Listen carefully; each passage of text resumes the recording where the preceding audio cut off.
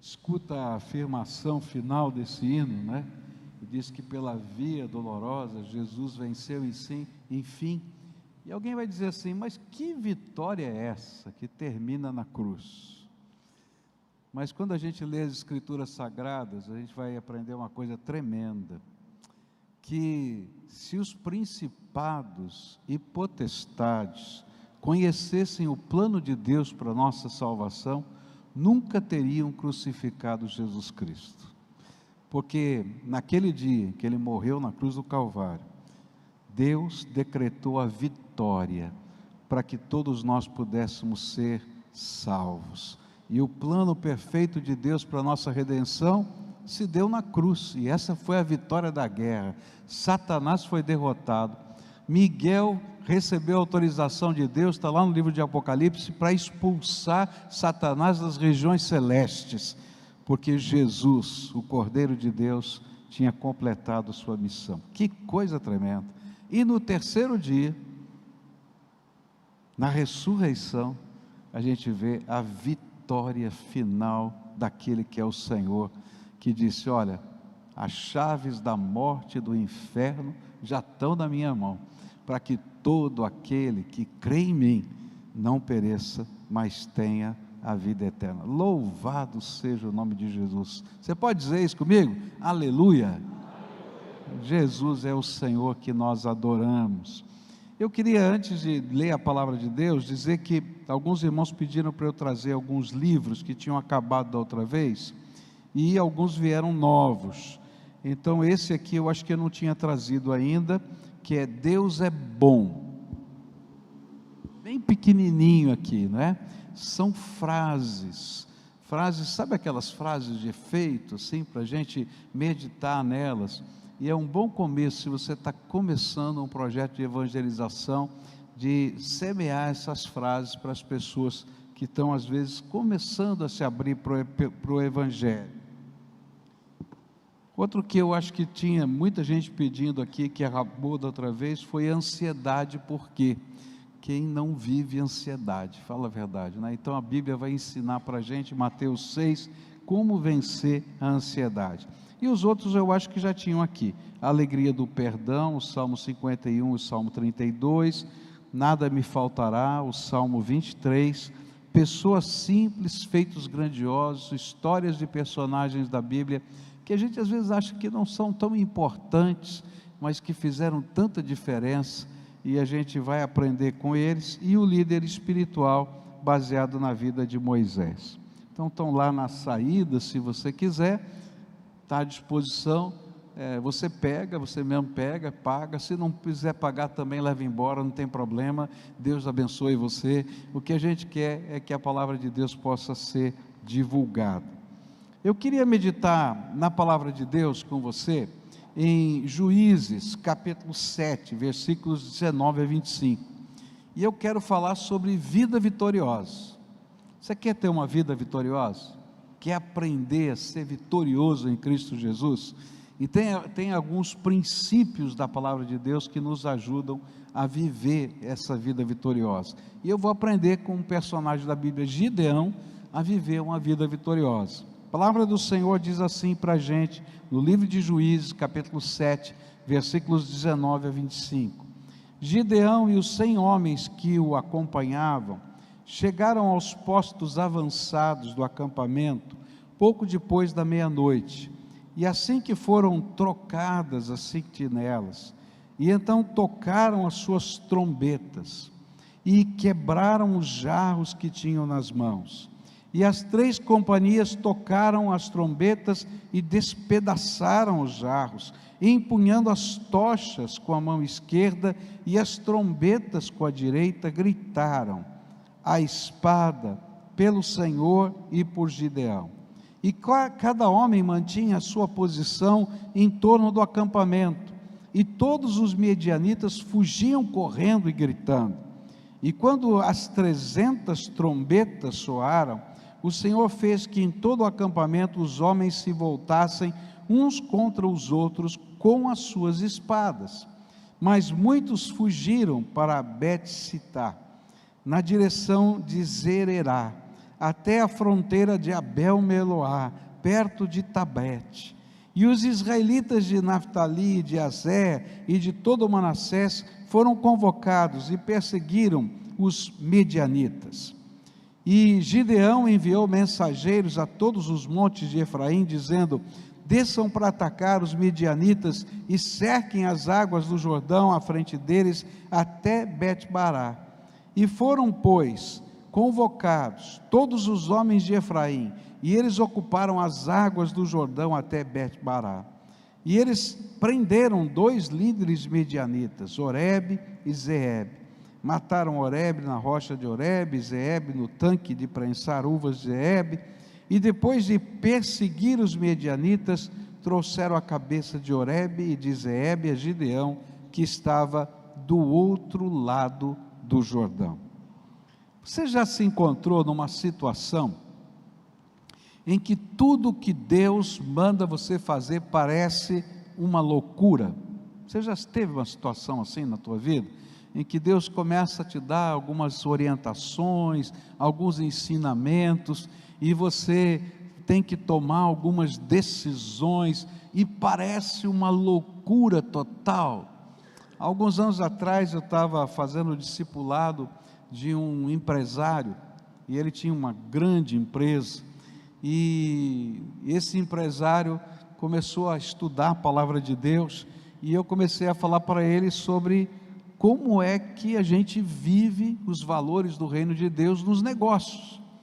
E ele olhou para mim e disse assim: pastor, é que quem escreveu a Bíblia não é brasileiro, porque se souber como é que é a questão de impostos aqui, ele vai dizer, não dá para fazer desse jeito. Eu falei, sabe, a gente crê na palavra de Deus, porque ela é universal, ela é para brasileiro, para americano, para todo mundo, e a gente vive por fé.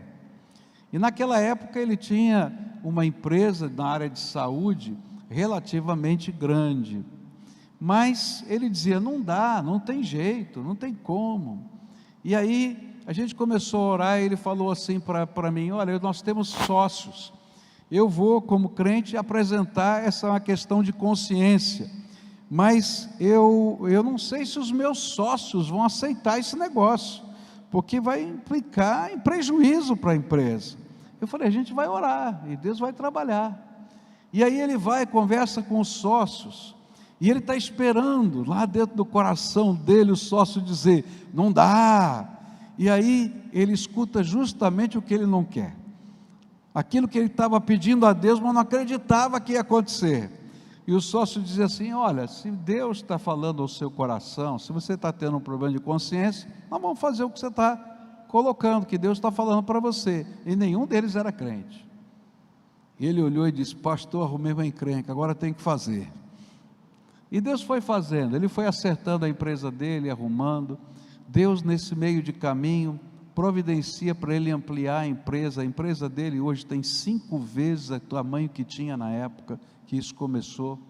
Milagres de Deus foram acontecendo, e um dia ele foi denunciado por um ex-sócio, de todas as práticas que o ex-sócio sabia que a empresa fazia, só que quando chegou a fiscalização, não tinha mais nada errado, e ele disse, louvado seja Deus, porque eu ouvi a voz do Senhor. Sabe, às vezes o caminho da vitória, que Deus está dando para a gente, parece uma loucura aos nossos olhos, e era justamente isso que estava acontecendo com Gideão. Deus havia chamado Gideão para liderar o povo, e como muitos de nós, diante do chamado do Senhor, ele se sentiu incapaz, e sem qualquer condição de fazer a obra que Deus queria, que era libertar Israel dos midianitas. Mas Deus deu sinais para Gideão. Você lembra lá do novelo de lã, molhado, seco, e Deus falou claramente, ó, escolhi você vai fazer essa obra. E aí então ele decide começar a liderar.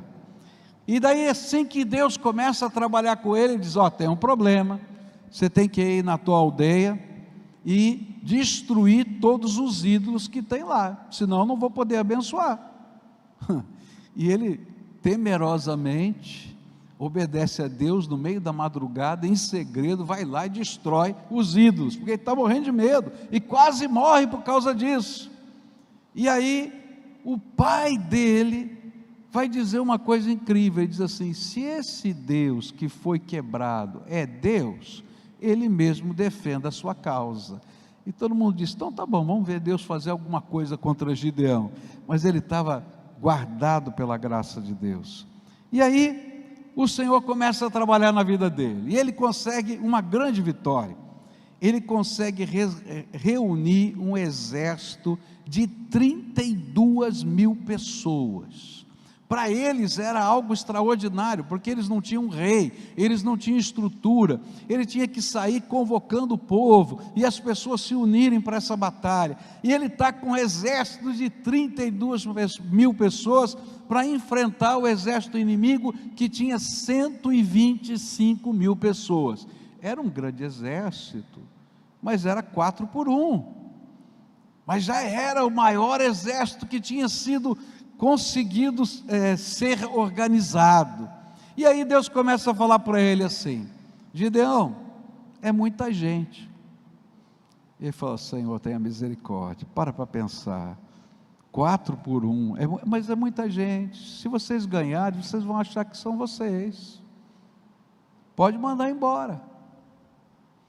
E você conhece a história diz que ele mandou embora 31.700 pessoas, e ele fica com um exércitozinho de 300, que Deus manda dividir em 3 batalhões de 100, tenha misericórdia, Senhor, parece uma loucura isso, que coisa estranha, mas a grande lição desse texto é que as vitórias mais expressivas em nossa vida não são aquelas que poderíamos conquistar por nós mesmos, mas são aquelas que revelam a glória de Deus em nós.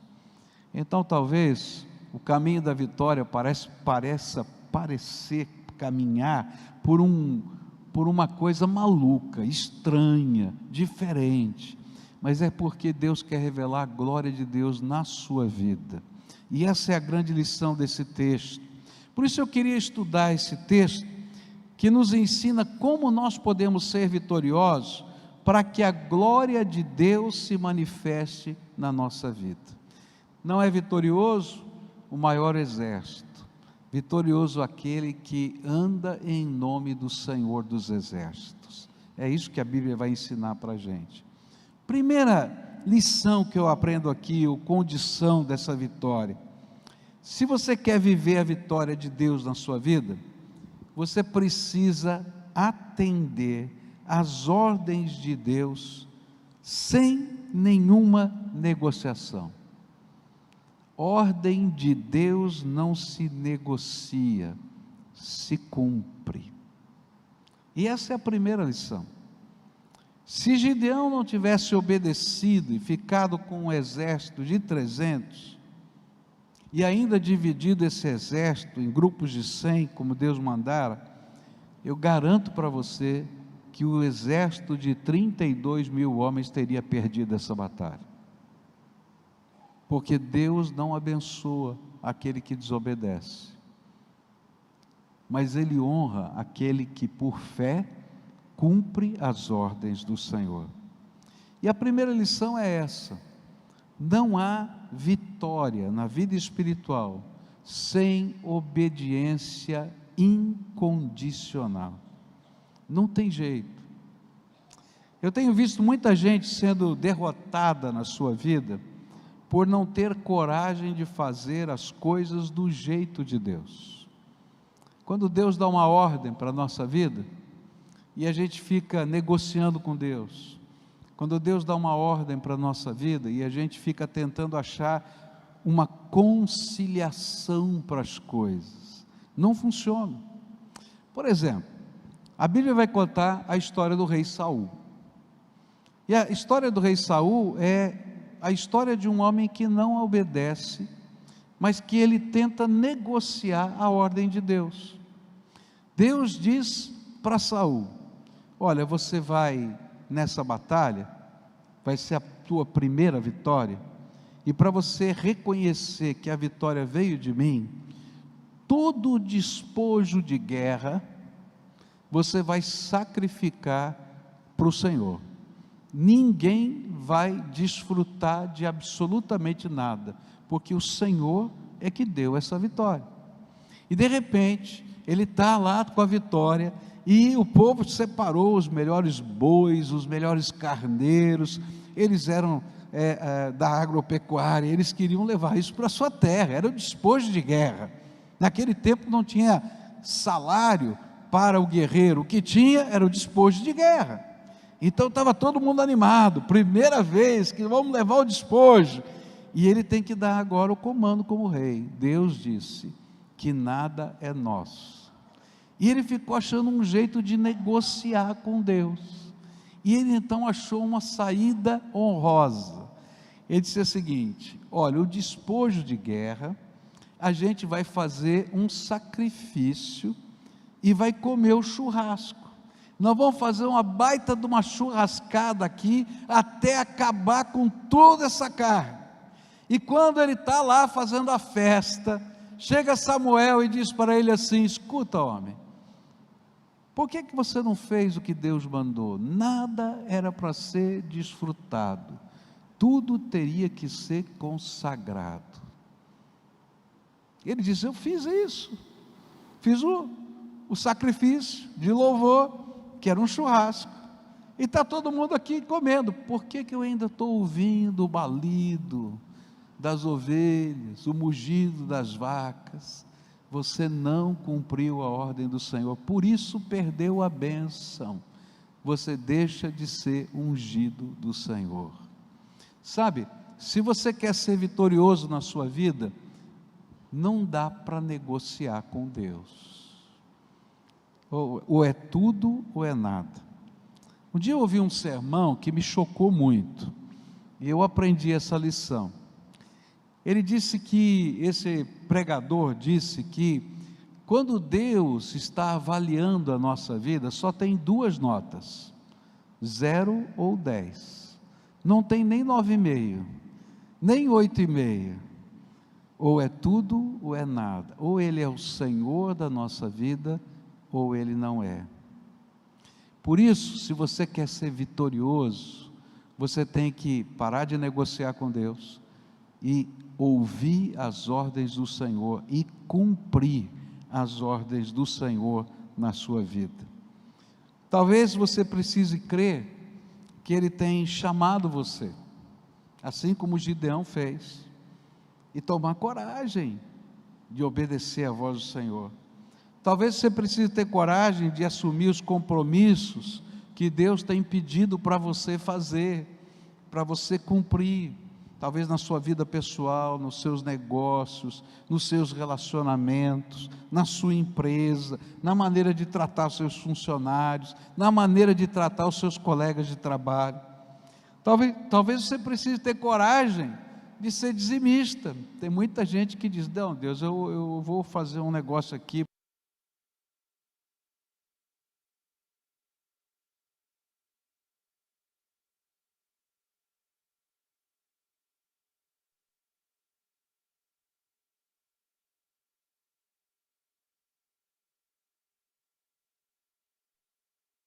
Do jeito de Deus, e não dá para fazer acertos, mais ou menos, ou é tudo ou é nada. Não importa, ordem dada precisa ser ordem cumprida, se de fato você tem feito de Jesus o Senhor absoluto da sua vida. E os passos que damos na direção da obediência se tornam uma fé que tem forma concreta. Por que é tão importante obedecer a Deus? Porque às vezes a nossa fé é teórica, a gente diz que crê e não crê, porque não pratica. A gente diz que confia, mas de fato desconfia, porque não deixa Deus agir na nossa vida. Você quer ser vitorioso? Tem que dar passos de fé concretos, obedecendo cada ordem do Senhor na nossa vida. E às vezes essas ordens não são fáceis, elas são bem diferentes do que a gente planejava. E aí a gente vai tomando essas ordens e vai dizendo: sim, Senhor, porque Tu tens um plano para a minha vida. Segunda lição que esse texto me ensina sobre como ser vitorioso. Segunda condição ou lição é que para sermos vitoriosos é preciso ter um propósito claro e definido no porquê estamos buscando a vitória. Então, você quer ser vitorioso? Então a pergunta é: para quê? Por que que você quer ser vitorioso? Faz muito tempo, né, que o Brasil não ganha um campeonato de Copa do Mundo, né? Mas é interessante, talvez você não saiba disso, mas a última vez que ganhamos, acho que foi em 2002, não foi isso mesmo? Vocês que são melhores que eu, 2002, né? Naquela época, a seleção brasileira tinha um capelão, não é? E esse capelão era do Ministério Atletas de Cristo. Esse capelão trabalhou com os jogadores da seleção brasileira, e uma das palestras que ele deu foi incrível. Ele disse assim: por que que Deus teria que dar para vocês a vitória e não para os outros? A gente está aqui orando, buscando a face de Deus, vocês todos aqui estão orando porque querem a vitória. Por que que Deus deveria ouvir a sua oração e não a do alemão? E não, eu não falo de alemão, Copa do Mundo é horrível, né? Lembrar. Então vai, né? Por que não de outros?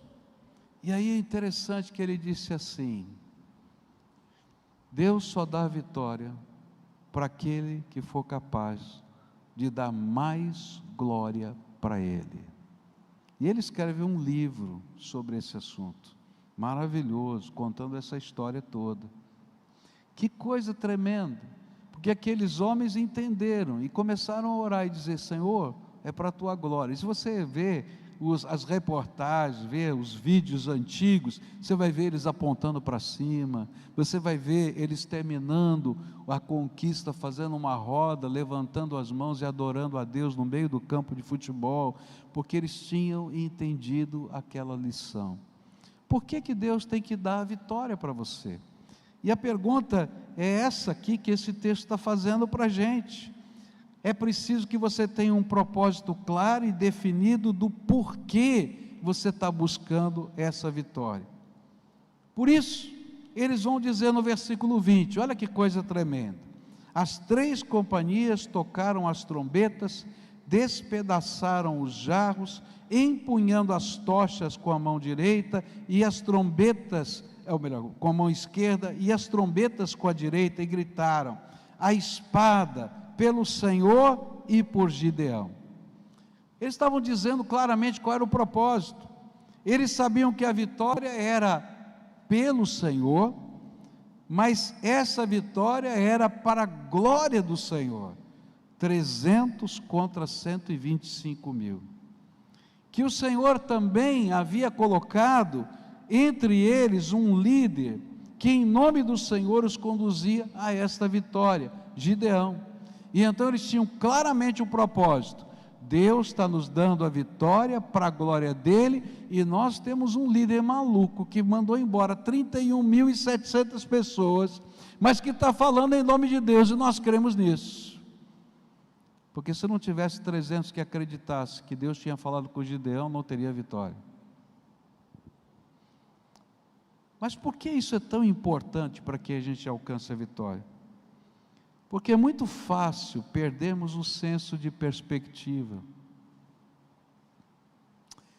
É muito fácil a gente curtir tanta vitória, que a gente esquece para que Deus nos deu a vitória. E olha, todos nós somos tentados. Eu não vou mandar você fazer isso, mas se beliscar aí dói, não dói? Porque é carne, e a carne luta contra o espírito. E sabe, é tão fácil perder a perspectiva. Então o Senhor está dizendo, presta atenção, a vitória é para a glória do Senhor e não só para o seu benefício. Talvez você esteja orando para ser promovido na sua empresa, e você deve orar por isso, porque Deus se importa com todo tipo de necessidade humana. Agora a pergunta é, para que Deus tem que dar para você a vitória de ser promovido na sua empresa? O que você vai fazer com isso? Talvez você esteja pedindo para Deus alguma coisa muito especial, e que talvez seja importante para a sua vida, e até uma necessidade, tá? E que bênção que você pede, porque a palavra de Deus diz que a gente pode lançar diante do Senhor toda a nossa ansiedade, porque Ele tem cuidado de nós. Mas a pergunta de Deus para você é, o que você vai fazer com isso? A Bíblia diz que muitas das nossas orações não são atendidas, disse o apóstolo João, porque nós pedimos mal, porque não entendemos os propósitos, e não damos finalidade. Tudo que Deus te der, precisa ser para a glória de Deus. É interessante que os reformadores, eles redefiniram a visão de trabalho. No catolicismo, na teologia católica antiga, o trabalho era castigo, e trabalhar então representava na mentalidade do povo castigo e não bênção. E aí os reformadores, especialmente Calvino, ele vai dizer diferente, ele vai dizer assim, trabalho é bênção, porque quer comais, quer bebais, quer façais ou qualquer outra coisa, você tem que fazer para quem? Para a glória de Deus. Então ele vai dar um exemplo muito bonito, ele vai dizer assim, olha, se você é um carpinteiro, e vai fazer uma caixa, você tem que fazer a melhor caixa, porque não é para você, e nem para quem encomendou, é para a glória do Senhor, e todo mundo vai saber que a glória de Deus está na caixa que você fez. E aí mudou a visão do mundo evangélico. E se você olhar, aqueles que começaram essa jornada no mundo evangélico, prosperaram, são grandes nações do mundo, nações ricas. Por quê? Porque a mentalidade mudou. Tudo que eu faço tem que ser para a glória de Deus, então tem que ser o melhor, tem que ser o mais especial, não pode ser qualquer coisa, porque eu estou fazendo para a glória de Deus. E quando muda a nossa mentalidade, que a gente está fazendo tudo para a glória de Deus, você vai ser promovido no seu emprego, que não vai ter melhor funcionário que você, não vai ter melhor trabalho do que aquele que você faz, porque mudou a tua perspectiva de vida. Você quer ser vitorioso? Então, tenha sentido e propósito, tenha percepção daquilo do senso de perspectiva do que Deus está querendo com você. Toda sorte de bênção que Deus nos dá, precisa ser usada para a glória do Senhor, e avanço do seu reino. E aí, eu fico pensando na sabedoria de Deus, porque Jesus vai ensinar para a gente, que nós somos sal da terra e luz do mundo, que nós somos fermento, nessa terra, e eu fico pensando na sabedoria de Deus, porque Ele quer que em todas as áreas da sociedade,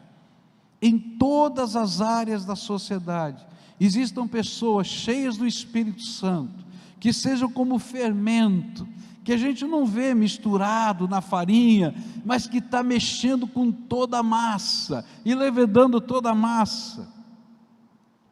E aí, a minha vida, para a glória de Deus, no lugar que Ele me colocou, começa a fazer diferença na sociedade, e aí Deus pode te dar vitória, porque você não vai se perder, porque tudo quanto Ele te der, e tudo que Ele fizer para você, vai ser para a glória de Deus.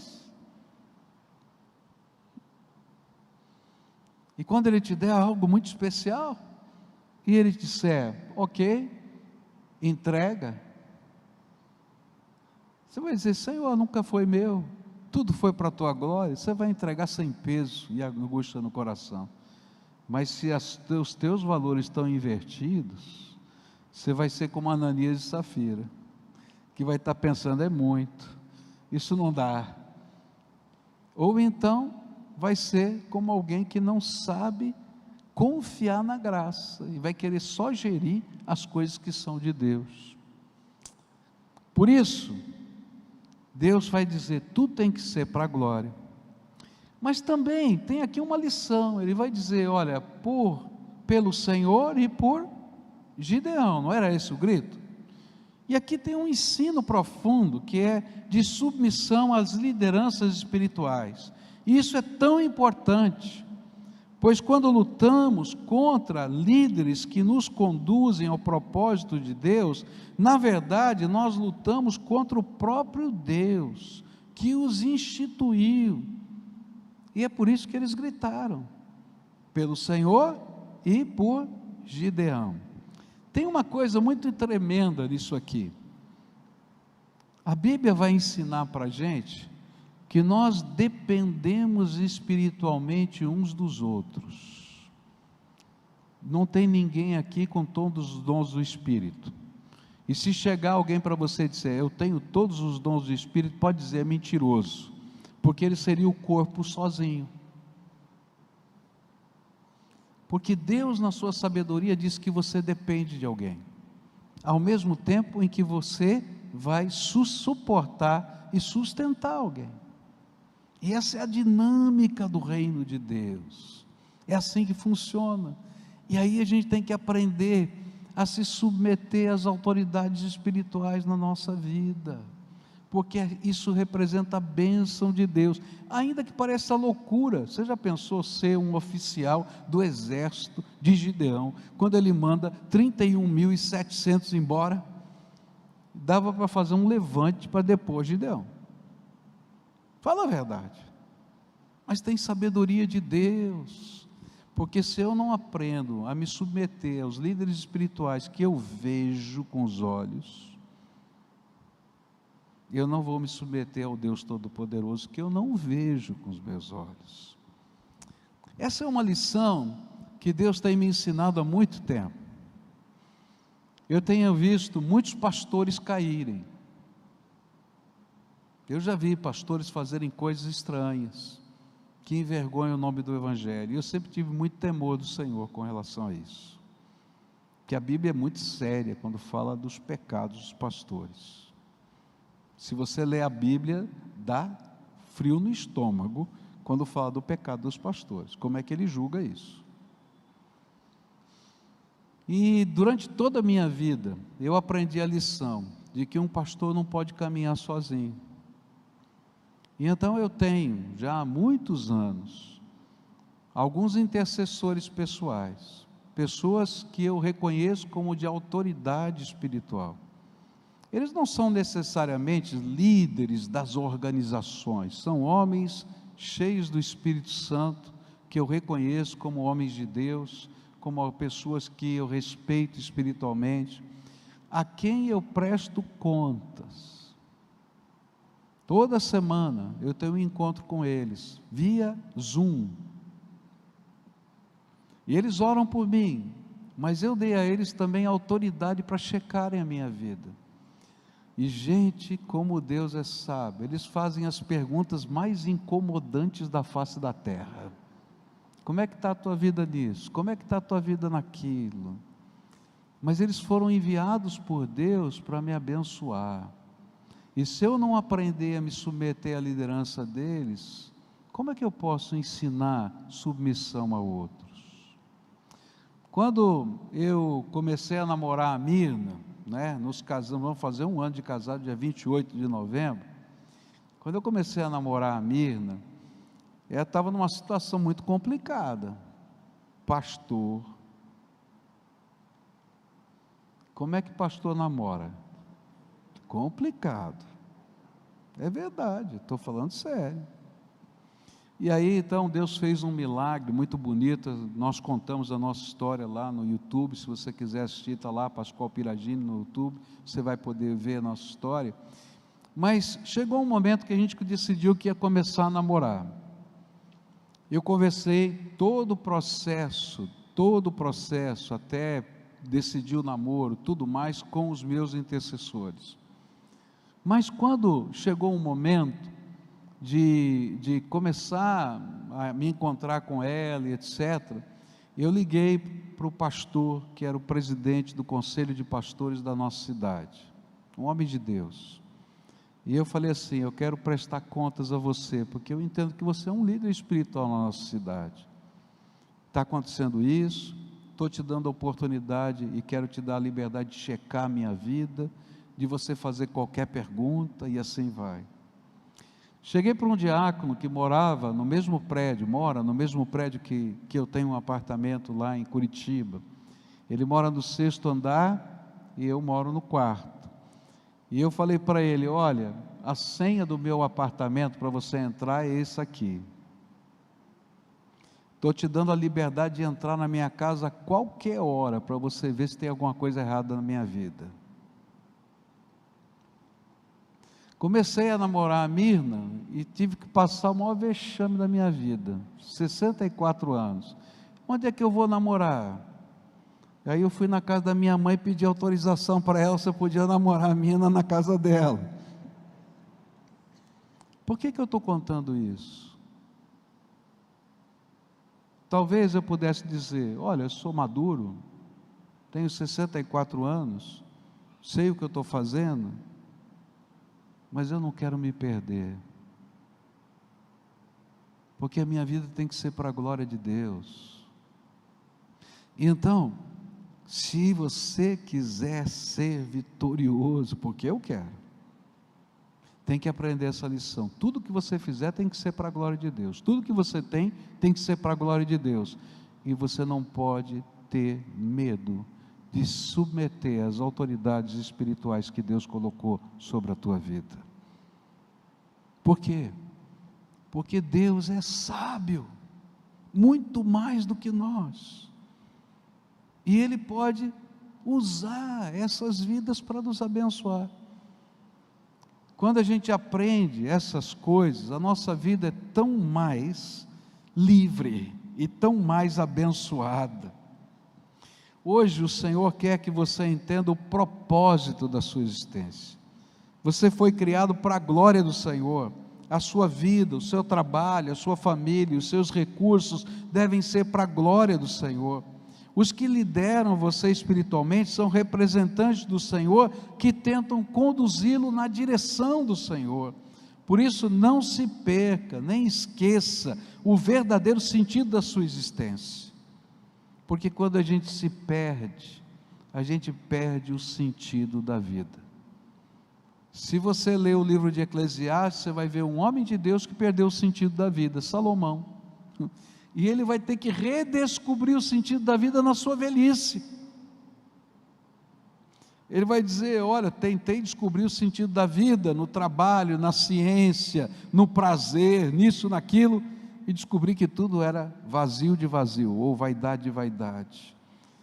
Lembra-te do teu Criador nos dias da tua mocidade. Está falando velho já, dizendo para ele mesmo: esqueci do mais importante na minha vida. Quem perde o foco, perde a vitória e perde o sentido da sua própria existência. A última coisa que eu queria dividir com os irmãos, versículos 23 e 24. Nesses 2 versículos, chega uma hora que Gideão convoca aqueles que tinham ido embora. Parte daquele exército agora é reconvocado. E aqui tem uma lição tremenda para a vida da gente. A última condição que esse texto nos apresenta é: se queremos uma vitória, não podemos perder a oportunidade de consegui-la. Então presta atenção, não perca a oportunidade que Deus está te dando. Fala para quem está perto de você: não perca a oportunidade. Não perca a oportunidade. Há muitas pessoas que só vivem vitórias parciais. Você já viu gente assim? Só vive vitória parcial. Pois quando as oportunidades de Deus se abrem, eles se contentam com as migalhas do que poderia ser a grande bênção. São pessoas que se contentam com um pouquinho, e Deus está dizendo: tenho mais. E por que se contentam com um pouquinho? Porque se cansam no meio do caminho. Olha, nós já estamos aqui batalhando com esse povo, e se a gente deixar eles atravessarem o Rio Jordão, eles vão se reagrupar e vão voltar a atacar a gente. A gente tem que ter uma vitória cabal, senão a guerra continua. Mas se a gente está cansado, e se a gente parar agora para descansar, a oportunidade da vitória vai embora. Eu conheço gente que está na corrida da vida e para antes de chegar ao fim. Você já pensou, você está chegando ali primeiro da fila, em direção àquela fita na corrida, para você bater o peito assim estufado, sair na foto, né? Que tem uma foto lá que vai marcar quem é que chegou primeiro, como o vencedor, e você diz: agora estou cansado, vou parar por aqui, fazer um descansinho, aqui vai passar meia dúzia na tua frente, rapaz. Mas eu conheço gente assim. Eu conheço gente que Deus colocou dons, talentos e bênçãos na mão e nunca completam a obra que Deus lhes deu para fazer. Param no meio do caminho, porque se contentam com o mais fácil e não com o melhor. Toma cuidado, porque na cultura brasileira, muita gente está acostumada a trocar o mais fácil pelo melhor. Porque o melhor dá trabalho,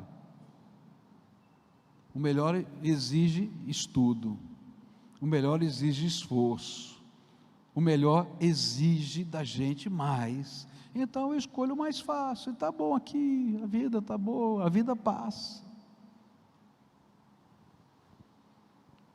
O melhor precisa ser conquistado, e sempre vai envolver lutas, sempre vai ter um gigante na frente do melhor. Acampar o resto da vida no deserto pode ser o mais fácil, mas a terra prometida exigia enfrentar gigantes. Se você quer só o deserto, fica lá, mas Deus preparou para você uma terra que emana leite e mel, é isso que diz a Bíblia. E o pior é que quando a vitória não se dá cabalmente, só vencemos uma batalha, a guerra não termina, e o inimigo vai perpetuamente impor derrotas sobre a nossa vida. Por isso agora os 300 convocam os outros para perseguirem o exército em fuga, de modo que nunca mais pudessem voltar a dominá-los. E hoje eu venho aqui convocá-lo a não se contentar com as migalhas da graça de Deus, mas busque o banquete que Jesus preparou para você. Não é migalha não, tem banquete de Deus, tem bênção de Deus, tem maravilhas do Senhor. E sabe o que é maravilhoso? É que as riquezas de Deus são inesgotáveis. Inesgotáveis. Por isso, não desista da sua fé. Eu conheço gente que desiste da fé por causa de coisa tão boba. Eu me lembro de uma conversa do Dr. Shedd. Ele estava num ônibus viajando e para uma outra cidade onde ele ia pregar, e sentou-se do lado dele um senhor e disse para ele: o senhor é o Dr. Shedd? É, sou o Dr. Shedd. Pois não, tal. Ah, eu conheço o senhor, já ouvi o senhor pregar, tal, você é crente? Ele disse: já fui. Como assim já foi? Ele disse assim: sabe, eu era membro de uma igreja, mas eu fiquei doente, ninguém me visitou, então eu decidi que nunca mais ia na igreja. E aí o Dr. Shedd, com aquela mansidão dele, né, virou para ele e falou assim: querido, você não entendeu nada, porque você é crente porque Jesus morreu na cruz por você e ressuscitou, e não é crente porque alguém visita você, senão você não entendeu nada sobre a fé. Tem gente que desiste da fé por bobagem. Eu não gosto do Joãozinho, do Pedrinho, alguém falou ruim comigo, alguém, pelo amor de Deus, você está aqui para a glória de Deus, não troca a visão, não troca a visão, não desista da sua missão. Se Deus te deu um dom, às vezes a gente diz, eu estou cansado, eu vou me aposentar. Eu também achei que ia, estou aqui trabalhando com vocês. Enquanto Deus nos der um fôlego e uma missão, eu quero estar no lugar que Deus me mandar. Porque Ele tem planos para a nossa vida. Ele muda tudo. Eu falei para Deus, Senhor, começar tudo de novo, estou perdido, Senhor. Era muito mais fácil ficar lá, onde eu estava. Mas Deus tem missão para a vida da gente. Eu não tenho dúvida que Ele me colocou aqui, porque Ele tem um propósito para a minha vida. Para a vida de vocês, mas para a minha vida. Eu estou aqui porque Jesus tem um propósito para a minha vida. E se eu desistir, quem vai receber o puxão de orelha sou eu, não é você não. Está entendendo? Não desista, porque Deus está dando oportunidades. Talvez você esteja vivendo um grande drama na sua família. Não desista da sua família, querido. Deus é poderoso para fazer milagres. Não desista dos sonhos que Deus tem lhe dado. Sonhos, na maioria das vezes, são sementeiras de Deus na nossa alma. E quanto mais malucos eles forem, provavelmente serão mais divinos, porque você nunca faria esse sonho sem a graça de Deus. Então, de repente, Deus dá umas visões malucas, e eu não sei, a gente ora, Deus vai confirmar se ela é verdadeira, se ela não é, se veio dele ou não, mas na medida que Ele fala, a gente toma posse e vai, porque crê nos milagres de Deus. Não desista de buscar e alcançar cada um dos propósitos de Deus para a sua vida. Não pare antes da linha de chegada que Deus preparou para você. E sabe o que é maravilhoso? É que a nossa vitória passa a ser compartilhada por outros, que mesmo tenham chegado no final da corrida, se tornam vencedores conosco. Deus usou 300, mas no final Ele chamou todo o povo, e disse, toma parte da vitória, para vocês entenderem que a vitória não é só de Gideão e nem dos 300 heróis, mas é de todo o povo, porque eu estou abençoando toda essa terra. E Deus vai chamando, e não adianta ficar de nariz empinado, porque esse daqui chegou por último. Tem que dar glória a Deus, que está chegando o povo que Deus convocou. Uma das coisas que acontece com a igreja que começa a crescer, e vocês vão crescer em nome de Jesus, estou orando por isso, é que a gente começa a olhar assim, está chegando gente nova, sentou no meu lugar, esse aqui é o meu lugar de 30 anos, sentaram no meu lugar.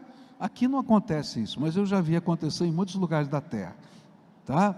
Aí a gente diz assim, está chegando gente nova, agora eu fiquei sem jeito, eu não conheço. Gente, Deus está chamando o seu povo, louve a Deus, glorifique o seu nome, bendiga o nome do Senhor, porque a vitória é nossa. A vitória agora não era só de Gideão, dos 300, mas de todo o povo que se uniu e participou. Mas a história continua, e eu termino aqui, falando para você que teve alguns que não quiseram participar, e aparece no capítulo 8 de Juízes, e eles não querem participar. Gideão passa lá e diz assim, olha, entra aqui com a gente, ajuda a gente. Ele diz, agora não. Quem garante que você vai ganhar a vitória? Eu só trabalho com o vencedor. Eu estou trabalhando para o Senhor. Não, só trabalho com o vencedor. Ele falou assim, olha, eu vou ganhar a vitória porque Deus já me deu, mas quando eu voltar aqui, vocês vão passar vergonha. E aí capítulo 8 fala que Gideão pune essas duas tribos, essas duas aldeias que não quiseram participar. Diante de todo o povo, dizendo assim: esses daqui são insurretos, não aceitam liderança. Então como é que eles vão ficar no meio do nosso povo? Todo mundo tem que saber quem eles são. E aí então age com firmeza com eles. Por quê? Porque a vitória é do Senhor e para a glória do Senhor. A vitória não é de João, de Pedro, de Antônio, de Gideão, dos 100, dos 300, a vitória é da glória do Senhor, é para a glória do Senhor.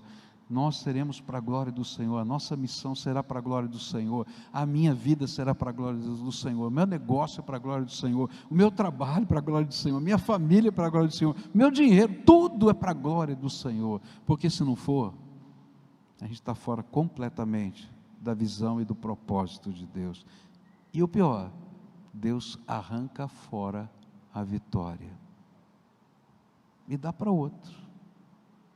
Lembra da Copa do Mundo? Se você ler aquele livro do Alex Dias Ribeiro, ele vai dizer: se você não for aquele que mais der glória a Deus, Deus vai tirar a vitória desse e passar para aquele que dá mais glória a Ele. Eu quero dar glória ao Senhor, porque eu quero a vitória. E você? Vamos orar juntos aqui? Queria pedir para você ficar de pé para a gente orar ao Senhor nesse momento e caminhar para o final desse culto aqui. Quem quer ser vitorioso aqui? Levanta a mão. Aleluia, eu também. Vou levantar as duas. Tá? Deus quer abençoar a tua vida. Mas você tem que fazer alguns pactos. E hoje eu não vou chamar ninguém aqui na frente não. Porque isso é para todos nós. É para todo mundo que está aqui. Para a gente poder ser vitorioso, a gente tem que entender algumas coisas. Deus vai te dar algumas ordens que vão parecer loucura. Ele vai falar o seu coração. Ele vai falar o seu coração. Vai falar o meu. Como fala o meu, fala o seu. Parece loucura. Mas quando Ele te der essa ordem, creia e obedeça. Não negocie com Deus. Quando Deus dá ordens, a gente cumpre. E ponto final. Segunda coisa, quando você está buscando a vitória, você deve buscar a vitória. Deus ensina que você tem que buscar. Você tem que saber claramente qual é o propósito dessa vitória. Você está orando por alguma coisa? Então, para que Deus tem que responder essa oração? Qual é o objetivo que está na tua alma com aquilo que você está pedindo?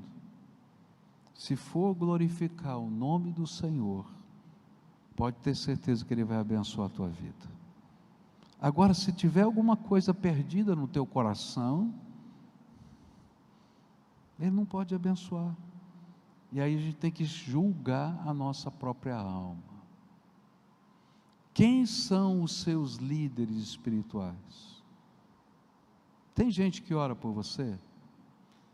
Tem intercessores na tua vida? Você presta contas da sua vida espiritual para alguém? Você está entendendo o que eu estou falando?